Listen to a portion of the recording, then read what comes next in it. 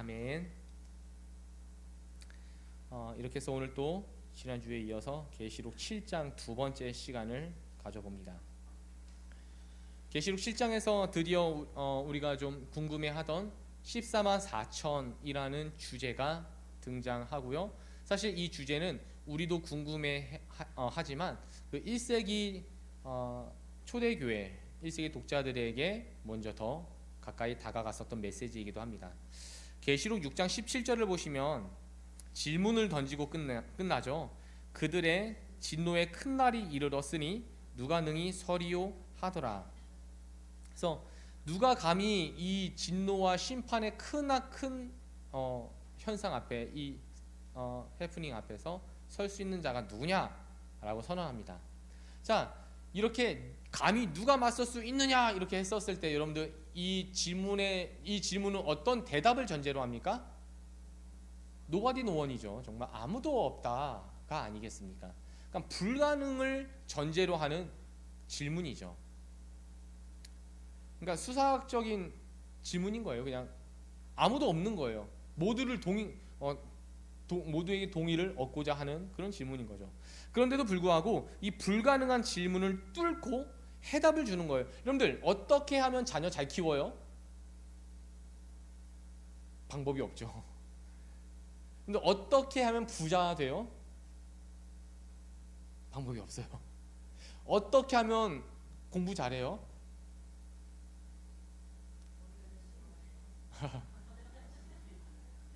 저는 그 박사님들 얘기 참 되게 얄밉고 짓궂어요. 모든 아기들은 천재로 태어났다. 저는 믿지 않습니다. 그렇지 않은 아이들이 제 눈엔 몇몇 보였어요. 그중 하나 저예요. 어쨌든 아무도 없다라는 것을 전제로 하는 질문들이 너무 많이 있죠. 그런데 그 아무도 없어요라고 대답할 수밖에 없는 그 상황에 누군가가 나는 해법을 가지고 있다라고 대답하는 사람이 있다면 우리의 모든 사이트가 거기를 향하지 않겠습니까? 그게 지금 계시록 7장인 겁니다. 계시록 7장에서 여러분들 일단 두 부류의 사람들이 나타나게 되죠. 첫째는 14만 4천입니다. 아시다시피 여러분들 이 시대는 이제 헬라어로는 게마트리아라고 부르고 이제 우리가 잘 알고 있는 통상적으로 수비학이라는 그 어떤 기법을 사용해서 문학적인 기법을 사용해서 메시지를 전달하려고 합니다. 일단 이 14만 4천이 누구인가 우리가 잘 이미 알고 있어요. 여러분들 우리가 지난주에 7장 계시록 7장 1절에서 3절까지 보았고 특별히 계시록 7장 3절을 보게 되면은 하나님의 종들의 이마에 인침을 줘야 되는 어떤 그런 상황이 있어요. 지금 하나님이 아주 심판하기 일보 직전에 천사들이 동서남북에서 그냥 악한 권세를 다 꽉 붙잡고 있고 이제 하나님의 심판을 딱 하려고 하는데 그보다 더 큰 대천사가 딱 나타나갖고 잠깐 스톱, 작업 중단.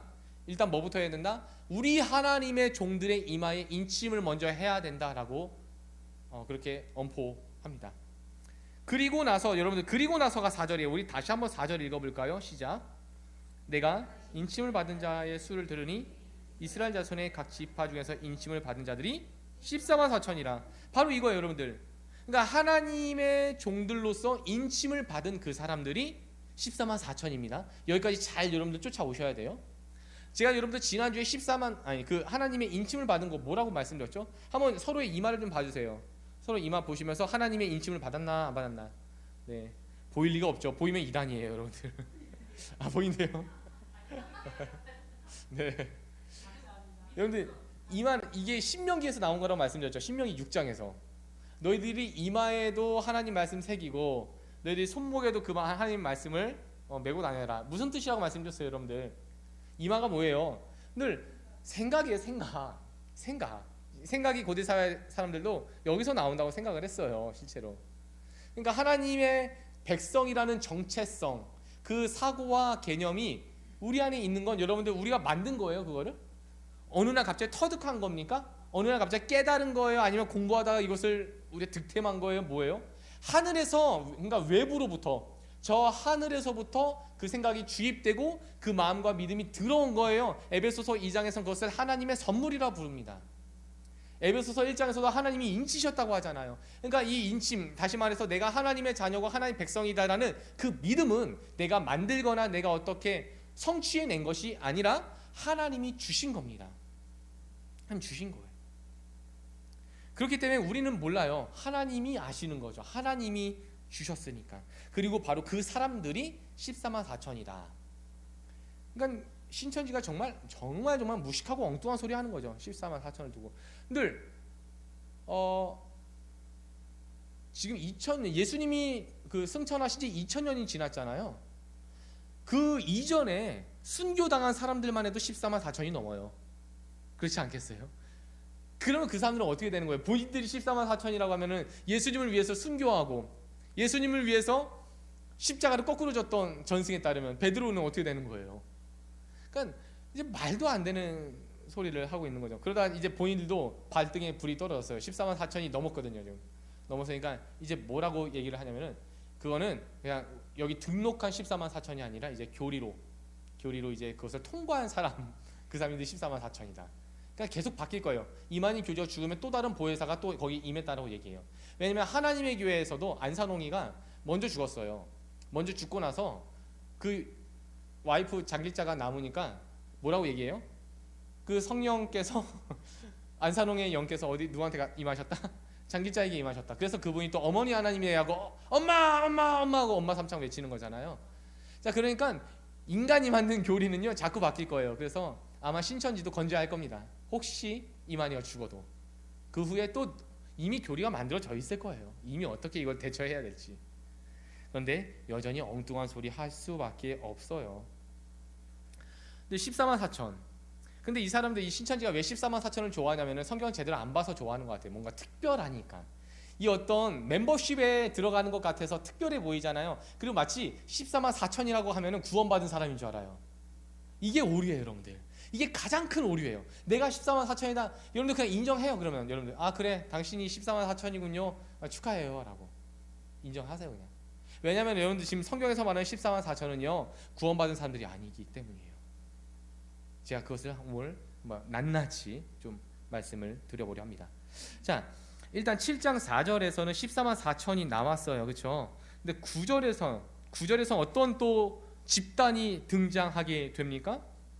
각 나라와 족속과 백성과 방언에서 아무도 능히 셀 수 없는 큰 무리가 나왔어요. 여러분들 지금 이 큰 무리와 14만 4천 같은 그룹일까요? 아니면 다른 그룹일까요? 어떻게 생각하세요, 여러분들? 이거는요 본문을 그대로 읽으면 딱 나와요. 아주 그냥 달라요. 아주 달라요.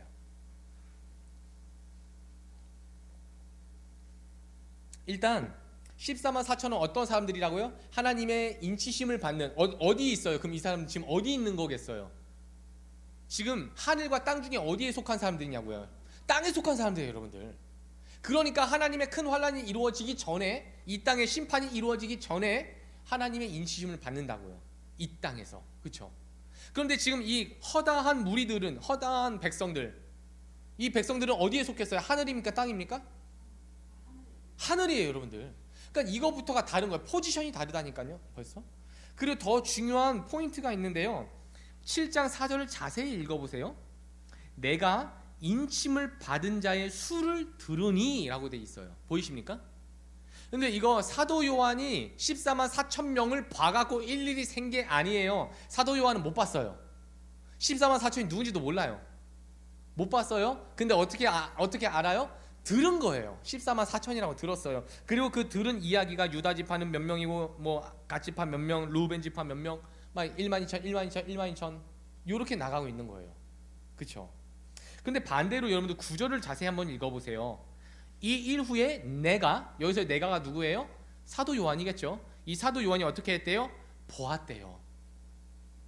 그러니까 계속해서 이 그룹과 저 그룹이 다르다는 어떤 뉘앙스와 힌트를 독자들에게 제공하는 거예요. 헷갈리지 않게. 한 그룹은 이 땅에 속했어. 하지만 나는 그가 누군지 몰라. 내가 그냥 전에 들었어 라고 이야기해요. 두 번째 그룹은 하늘에 속했어. 그리고 그 그룹을 내가 보았어 라고 얘기해요. 그럼 여러분들 본 게 정확해요? 들은 게 정확해요? 본 게 더 정확해요. 그러니까 14만 4천이라는 수가 틀렸다는 게 아니라 확실한 거예요. 이걸 여러분들 구원에 빗대 볼게요. 구원에 적용을 시켜 볼게요. 지금 이 땅에서는 누가 구원받고 누가 유기될지 모른다는 거예요, 여러분들. 이해가 되십니까? 그런데 저 하늘에 있는 사람이라면 반드시 구원받은 사람이니까 저곳에 있는 거 아니겠느냐라는 의도가 아닐까요? 그래서 여러분들 14만 4천에 포함되는 게 결코 중요한 게 아니에요, 여러분들. 14만 4천은요 시작이에요. 교회로서의 시작인 겁니다. 그리고 여러분들 더 중요한 힌트가 또 있는데요. 우리 말씀 하나 볼게요.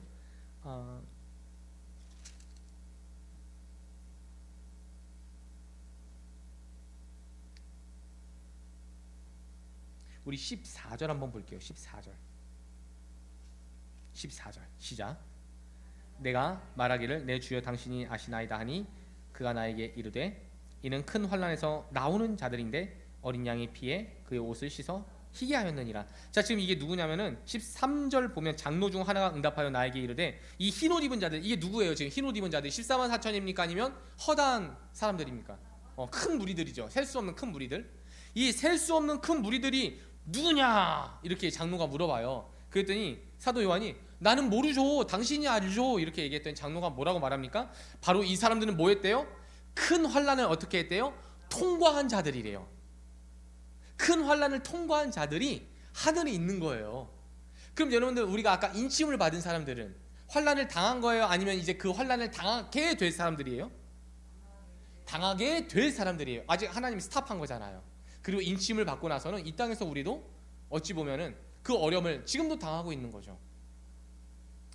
그러니까 여러분들 어때요? 이렇게까지 제가 설명해 보니까 이 그룹과 저 그룹이 확연하게 달라. 아니 레벨 차이가 있어요. 그냥 레벨 차이가. 가장 중요한 레벨은 큰 환난을 아직은 통과하지 않은 직전에 놓인 그룹과 그 큰 환난을 통과한 이들로 나뉘어지게 됩니다.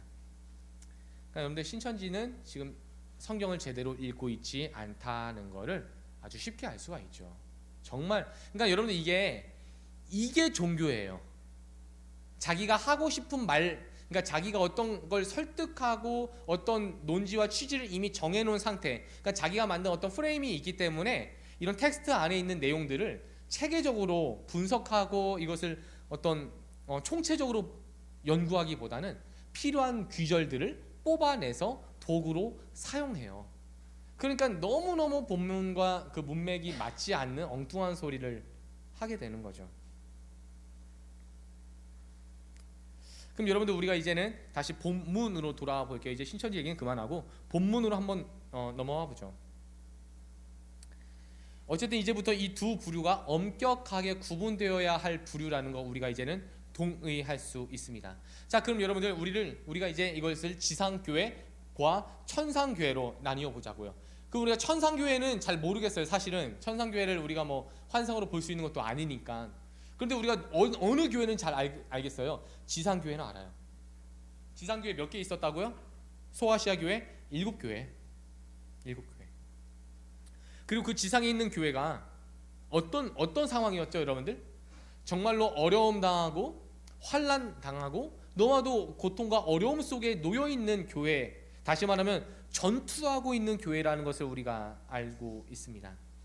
그래서 여러분들 지금 하나님께서는 사도 요한에게 이런 이야기를 하시는 것 같아요. 그리고 우리 열방의 교회에게도 말씀하는 것 같아요. 교회가 교회로서만 끝나는 게 아니라 전투하는 교회가 되어야 한다. 그리고 제가 이 전투에 대한 의미를 예배라고 말씀드렸죠. 예배라고. 지상교회는 치열한 전투로서의 예배를 드리고 있고요. 천상교회는 승리의 찬양으로서의 예배를 드리고 있어요. 우리 7장 9절 다시 한번 읽어볼게요. 7장 9절입니다. 시작. 이 일 후에 내가 보니 각 나라와 족속과 백성과 방언에서 아무도 능히 셀 수 없는 큰 무리가 나와 흰 옷을 입고 손에 종려가지를 들고 보좌 앞과 어린 양 앞에 섰다. 자, 종려가지가 아니라 만약에 여러분들 이건 이미지 언어예요. 진짜로 뭐 하늘에서 종려나무 가지를 흔들겠습니까, 이 사람들이? 그러니까 이게 다 암호예요, 일종의. 자, 만약에 여러분들 저 하늘에서 태극기를 휘날리고 있다라고 생각을 할게요. 막 우리 성도들이 태극기를 막 들고 있대요. 그럼 무슨 뜻이에요, 여러분들 이게? 우리나라 만세라는 뜻이죠. 우리나라 만세라는 뜻이에요. 그런 것처럼 지금 승리에 대한 자축. 여러분들 지금은 우리가 태극기 휘날릴 일이 언제 있어요? 태극기 휘날릴 일이 하나밖에 없잖아요. 스포츠 경기. 스포츠 경기 때 태극기 휘날리잖아요. 여러분들 이겼을 때 어떻게 해요? 이겼을 때 엄청 휘날리겠죠. 졌는데 그거 휘날리겠냐고요, 여러분들. 그러니까 여기서의 종려나무 가지는 유대인들이 예전 그 시대에 잠깐 그 구약과 신약 사이에 있는 공백의 그 300년 동안에 있었던 잠깐 또 독립했던 시기도 있죠. 한 100년 정도. 그때 그 시기에 흔들었던 것이 종려나무 가지라고요. 우리로 따지면 태극기예요, 여러분들. 민족의 광복을 알리고 민족의 승리를 알리는 그 기호입니다. 그러니까 지금 종려나무 가지를 흔들었다는 것은 천상교회가 뭘 했다는 거예요? 승리했다는 뜻이에요, 여러분들. 그러니까 이 지상교회로 하여금 좋은 롤모델을 보여주는 거예요. 지상교회는 지금 뭐 하고 있다고요? 전투 중이에요. 무엇을 목표로 전투하는 거예요? 승리를 목표로 전투한다고요.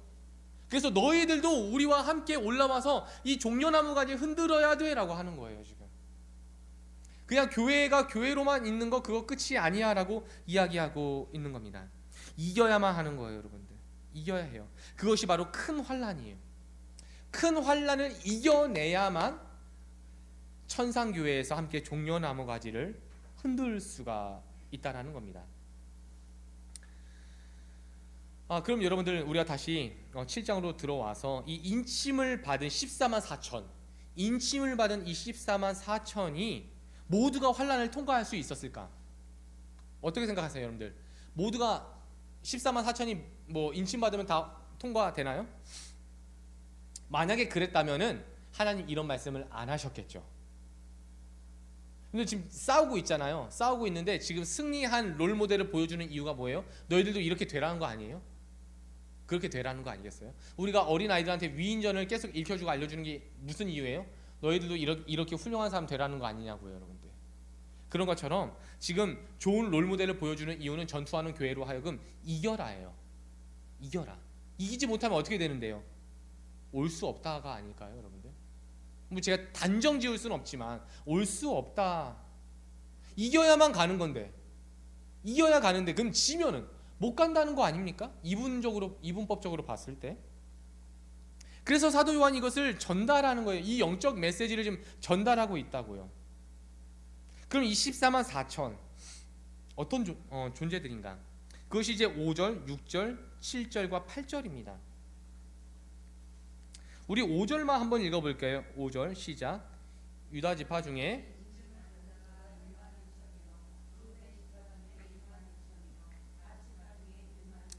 자, 그 어떤 지파가 가장 먼저 나타나죠? 유다 지파. 왜 그랬을까요? 왜 유다 지파를 가장 앞에 놨을까요? 사도 요한은 유다를 좋아해요? 아니죠. 예수님 때문이에요. 예수님의 어떤 혈통적 족보가 여기 있어요. 그런데 이걸 딱 내놓으면은 유다 사람들이 제일 좋아하지 않겠어요? 유다 족보에 있는 사람들이 제일 즐거워하지 않았겠냐고요. 그런데 그 다음 유다 다음에 누구예요? 르우벤. 그 다음 누구예요? 르우벤이야 당연히 1순위니까 그냥 2등까지 우리 권사님 말한 것처럼 1등은 너무 부담되니까 르우벤 2등으로 놨어요. 그 다음에 가시 맞아요? 순서성? 아니에요.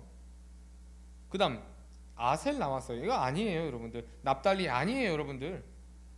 그러니까 지금 순서가 어떻게 되냐면은 뭐 그래 유다 지파 인정할 수 있어요. 뭐 유다에서 예수 그리스도가 오셨으니까 르우벤 그래 원래 1등이니까 2등으로라도 놓자. 그 다음부터 완전히 꼬여버린 거예요. 그러니까 유대인들의 고정관념이 완전히 부셔지는 거예요. 지금 유대인들의 고정관념들이 이거 아닌데? 이 순서 아닌데? 그 우리 그 조선 왕 순서 뭐이죠? 어떻게 되죠? 네, 거기까지. 네, 문단세까지. 근데 이 족보가 만약 확 뒤집어 꼬였다면은 이거 아닌데라고 딱 얘기하지 않겠어요, 여러분들? 이거 아닌데? 순서를 아주 뒤죽박죽 만들었다는 것은 여러분들 따라해 볼게요. 큰 의미가 없다. 뭐가요? 족보가 큰 의미 없다예요. 순서가 큰 의미 없다라는 거예요, 여러분들. 지금도 이거 가지고 있잖아요. 근데 제가 이번 주에도 한번 설교하게 될 것 같은데 족보에 대한 이야기 하게 되거든요. 혹시 나는 내 본가 알고 있으세요? 내가 파가 어떻게 되고 다 아세요? 어떻게 되세요? 어디 계열이신지 혹시? 네, 그럼 우리 권사님. 자, 여기까지 할게요. 네, 맞아요. 그런 것처럼 여러분들 우리에게 있어서 그러니까 유대인들에게 있어서 가장 중요했던 게 뭐예요? 족보예요. 이들에게 있어서는 혈통이 가장 중요했다고요. 그러니까 지금 이거는 우리한테 족보는 별로 안 중요하죠. 지금 까먹은 이유가 별로 안 중요해서 그런 거 아니에요. 그렇죠? 그런데 여러분들 만약에 내게 있어서 가장 중요한 거 그게 지금 의미 없다라고 말하는 거예요. 그게 의미 없다. 이 땅에서는 의미 있었는지 모르겠는데 전투하는 교회가 승리하여 하늘에 있는 천상 교회로 거듭나기까지 그런 것들 아무 의미 없다라는 거예요. 예수님도 똑같은 말씀하셨죠. 요한복음 3장에서 육으로 난 것은 육이요 영으로 난 것이라야 영이다라고 성령으로 거듭나야 한다라고 말씀하지 않으셨습니까? 그리고 이 족보에서 아주 독특한 점이 또 발견되는데요. 그 7절에 보시면 여러분들 시므온 지파 다음에 누가 나와요? 원래 구약 12지파에 레위 지파가 포함됩니까? 안 됩니까? 안 돼요. 왜냐면은 이제 지금 이게 장자를 다 뽑는 거거든요. 장자를. 근데 이 이스라엘의 장자 중에 이제 레위를 뽑아놓은 거죠. 통으로 그냥 통째로 드러낸 거예요. 그래서 이제 요셉에게 있었던 두 아들 므낫세 지파와 에브라임 지파를 또 이렇게 편속시키면서 12지파의 수를 맞춰요. 왜냐하면 유대인들의 수비학 중에 12라는 수 뜻이 선택이라는 뜻이에요. 그 12라는 수가. 그래서 예수님께서도 12제자를 선택하시죠. 그리고 나중에 유다가 자살하잖아요. 그럼 11제자면 그냥 그대로 하면 되는데 구태여 또 뭐 하려고 그래요? 제비 뽑아서 예수님 제자 또 뽑자 이거잖아요. 왜 그랬을까요? 그들이 갖고 있는 수비학적인 의미가 있었기 때문에 선택이라는 의미가. 어쨌든 여러분들 레위 지파가 들어왔어요. 그럼 여러분 13지파가 되는 거잖아요. 13지파. 12지파 중에 레위가 들어와 버렸으니까 13지파가 돼버렸어요. 그런데 수를 세하려 보면 아시겠지만 12지파가 맞아요. 그러니까 14만 4천이 돼요. 12,000 곱하기 12 해갖고 14만 4천이거든요. 그럼 누군가가 탈락됐다라는 겁니다. 누가 없는 것 같아요 여러분들? 네, 제가 교환에 써놨어요. 단지파라고. 저는 어려운 걸 묻지 않습니다 여러분들. 네, 근데 대답할 수 있는 것만 물어봐요. 단지파가 탈락됐어요. 왜 탈락됐을까요 여러분들?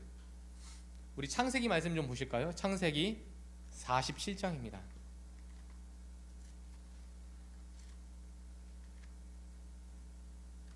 창세기 47장 16절 17절.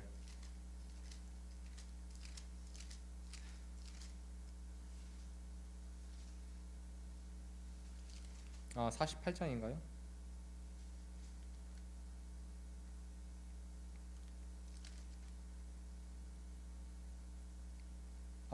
죄송해요. 49장 16, 17절 시작. 다는 이스라엘의 한 지파같이 그의 백성을 심판하리로다. 다는 길섭의 뱀이요 샛길의 독사로다.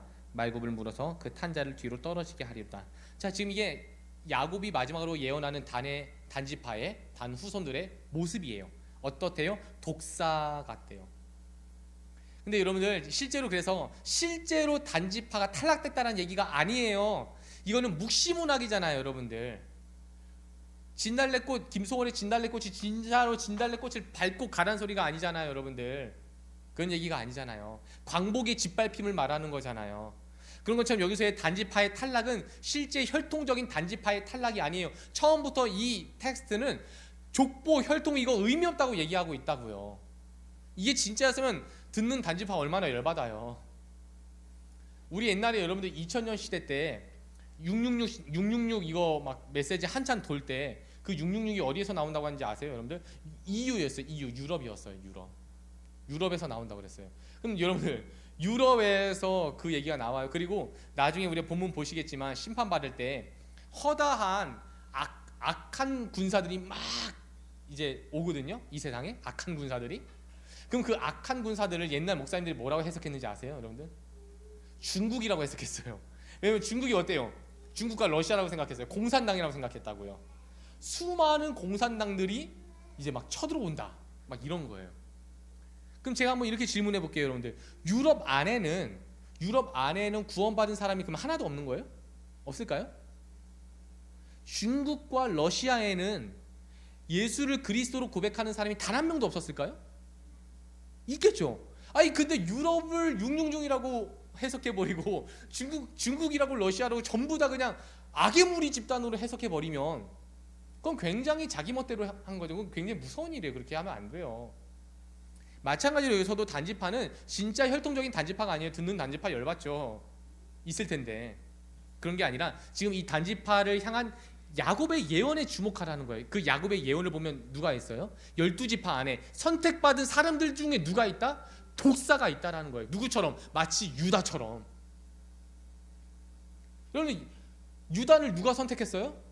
예수님이 하셨다고 하잖아요. 너희들은 다 내가 선택했다. 근데 너희들 중 하나는 누구다? 마귀다라고 얘기하세요. 자, 그렇게 예수님의 그 어떤 모티프를 가지고 지금 이것을 본문을 해석하자면은 이 치열한 전투하는 교회들 중에서 하나님 백성이라고 딱딱딱 했는데도 불구하고 굉장히 아이러니해요. 이 부분은 좀 제가 장로교 입장에서는 좀 조심스럽긴 한데 탈락할 수 있는 이들이 있다라는 거예요. 그러니까 끝이 아니라고요, 여러분들. 뱀, 독사, 이게 나중에 이 계시록에서는 뭘로 더 확장되죠? 세계관이? 이 뱀이 뭘로 확장돼? 이무기예요? 용, 여러분들, 용. 옛뱀 곧 마귀, 용이라고 얘기하잖아요. 결국에는 용이에요, 여러분들. 단지파가 독사인데 이 독사의 확장적 모습이 뭐다? 용이에요. 용은 방금 말씀하신 것처럼 바벨론이고 실제적으로 로마겠죠. 지금 여러분 잘 따라하고 계세요, 지금? 자, 인침받은 지상 교회들이 있어요. 뭐 4대 교회, 빌라델비아 교회, 에베소 교회 막 많이 있잖아요. 그리고 실제적인 이 21세기 교회들이 있잖아요. 다 하나님에 속한 교회라고 우리가 알고 있잖아요. 그렇게 우리가 믿고 있잖아요. 그런데 누구에게 속해 있는 이들이 있다? 옛뱀, 독사, 마귀에게 속한 자들이 있다. 그래서 탈락할 이들도 있다라는 거예요. 탈락할 이들이. 그래서 근데 우리 열방의 교회에 있다고 해서 천상교회로 올라가는 거 절대 아니라는 겁니다. 그리고 여기 그럼 레위 지파는 왜 들어왔을까요, 여러분들? 레위 지파는, 레위 지파가 원래 뭐 하는 지파예요?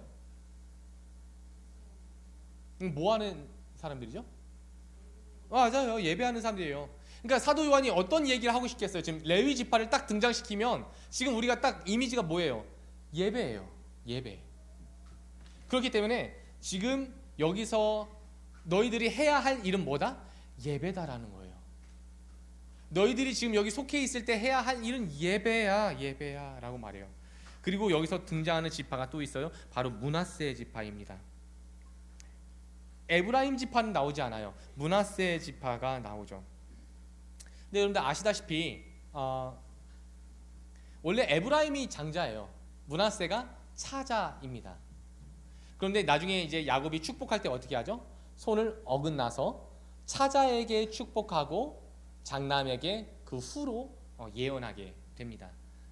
이것도 아마 유대인들의 고정관념과 사상을 그냥 박살내버리는 일이에요. 그래서 혈통적 유대인들을 통한 하나님의 구원 계획이 아니라 그 후로 부르심을 받은 열방과 이방 백성들을 향한 하나님의 구원하심과 그 구원 계획의 선봉으로 세울 하나님의 놀라운 뜻이 담겨져 있다라는 겁니다. 결국 이 온 열방이 복음의 메신저로 부름을 받고 이제는 그리스도의 사자로서 활약하게 되어진 것입니다. 그럼 이제 우리 좀 결론을 맺어볼게요.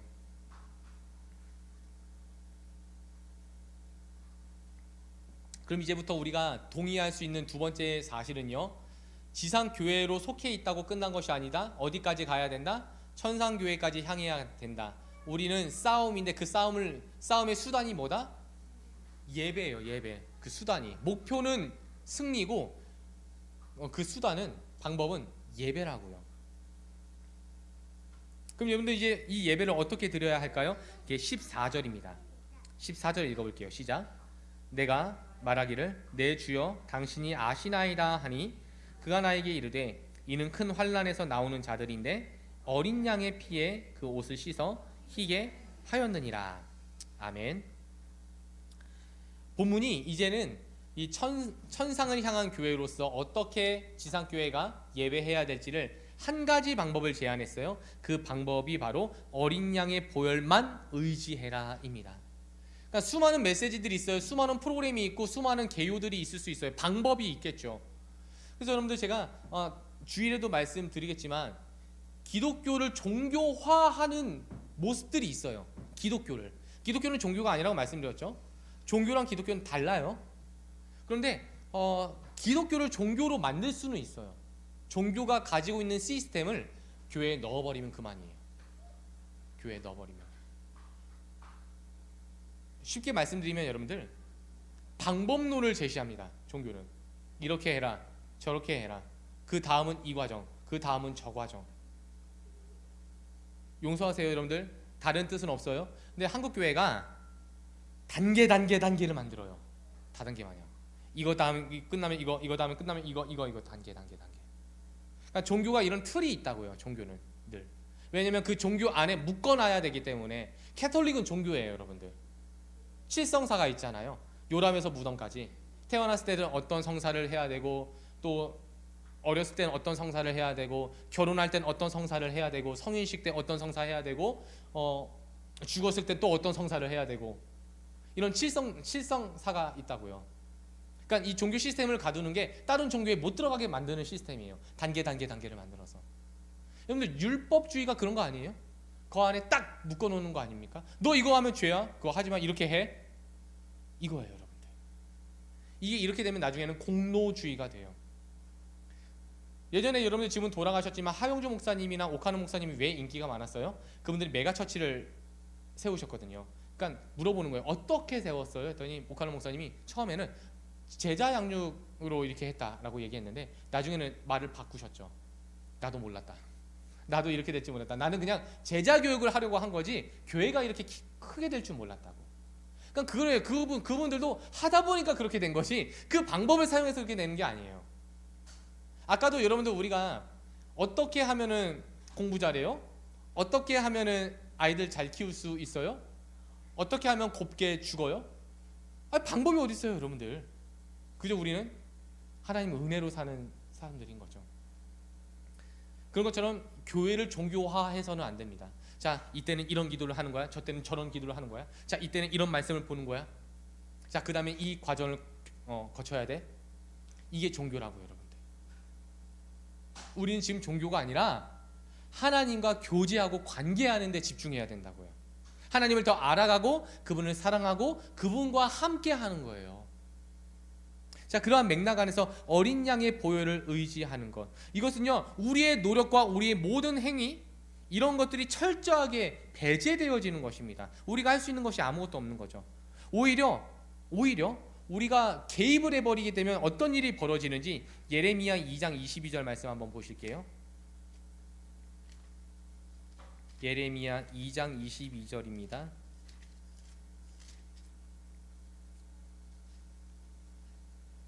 시작.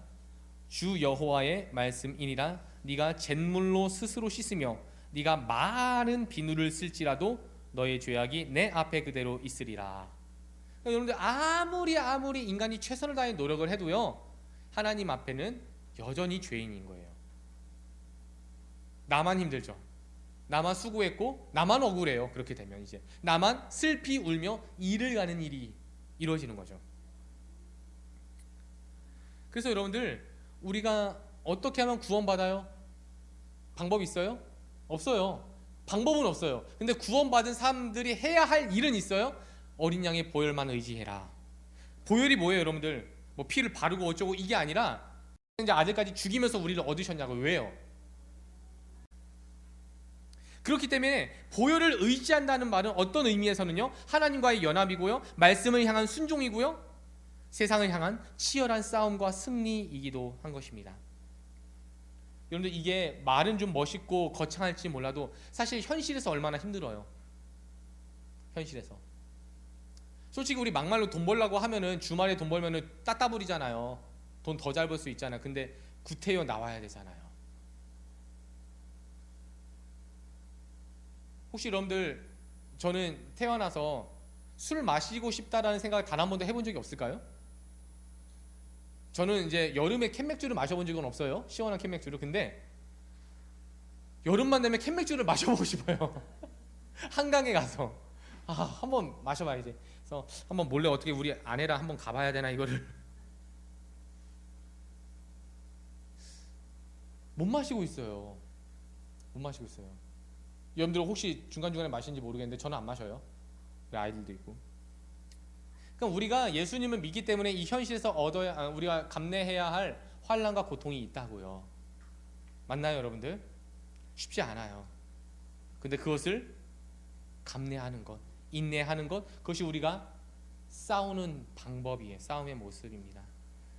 여러분들 눈물 나겠죠? 힘들겠죠? 어렵겠죠? 그래서 마지막 말씀 계시록 7장 17절입니다. 7장 17절 시작. 이는 보좌에 계신 어린 양이 그들의 목자가 되사 생명수 샘으로 인도하시고 하나님께서 그들의 눈에서 모든 눈물을. 그래서 여러분들 지상교회에 속한 사람들이 계세요. 분명히 우리들 중에도. 그렇죠? 우리 모두가 그러하길 또한 바랍니다. 근데 그들 중에서 우리들 중에서 정말로 하나님 인심 받아갖고 이제는 천상교회로 향해 치열하게 싸우고 있는 사람들이 어떤 사람인지 나왔어요. 이제 어떤 사람들이겠어요? 이 땅에서 눈물을 흘리는 사람이에요. 여러분들 말씀드렸죠? 성도가 할 수 있는 유일한 능력이 눈물이라고요. 여러분들 눈물 있으세요? 하나님 나라를 향해서, 죄에 대해서, 이 세대를 향해서 흘리는 눈물이 있으십니까? 그냥 나의 가난과 처지가 한탄스러워서 우는 거 말고요. 여러분들의 자녀들의 어떤 삶이 답답해서가 아니라, 여러분이 아니라, 주어가 여러분이 아니라 그 주격이 하나님으로 바뀌고 나서도 그 눈물이 그대로 있으시냐 이거예요. 없다면은 그 눈물을 구하는 시간이 되면 좋겠습니다.